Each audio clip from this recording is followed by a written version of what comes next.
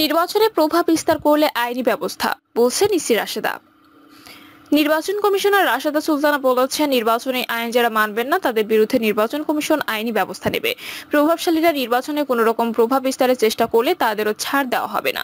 তিনি এমপি মন্ত্রী যেই হন, নির্বাচন কমিশন কিন্তু এত দুর্বল নয়। তিনি বলেন, নির্বাচন কমিশনকে সাধারণ মানুষের কাছে হেনস্থা করবে, নির্বাচনকে কলুষিত করবে, দেশের ভাবমূর্তি যে নষ্ট করে তার বিরুদ্ধে শক্ত ব্যবস্থা নেওয়া হবে।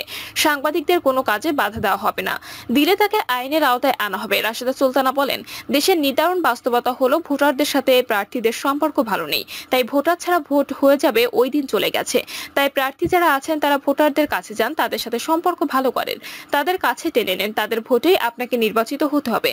নির্বাচনী আইন মেনে প্রচারণা করেন, নির্বাচন কমিশন যে কোনো মূল্যে ভালো ভোট করবে।